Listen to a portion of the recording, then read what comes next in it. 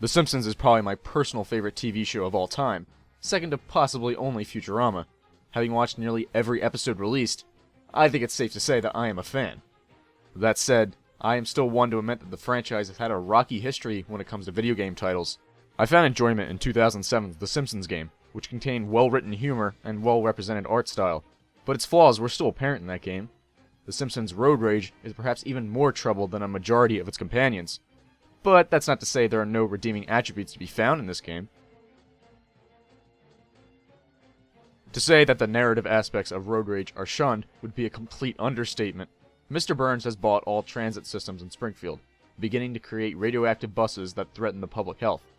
Due to this, the Simpsons family, and occasionally friends, have started their own taxi service for hire, earning money in an attempt to pay back Burns to get rid of these radioactive buses and return the town back to normal.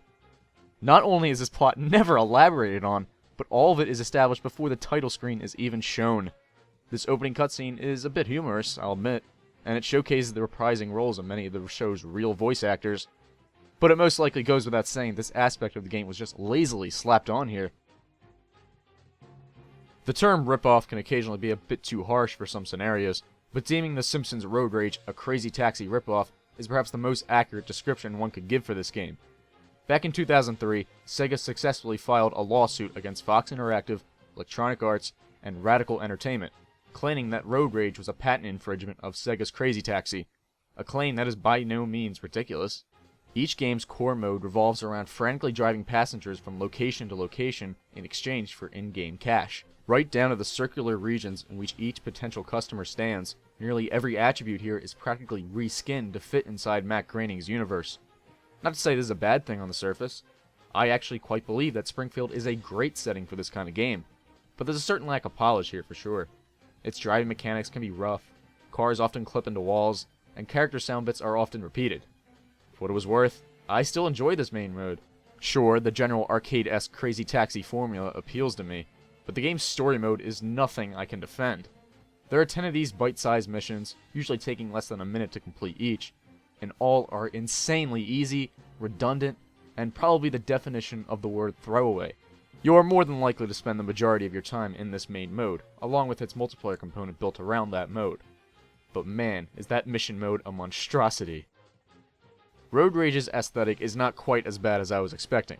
It's certainly not on the level of the Simpsons game, which was presented a few years later, but the characters generally look the way they should, and of course the voice acting is there to back it all up. The music in the game is not as defining as Crazy Taxi's, but it gets the job done and fits well in the Simpsons universe.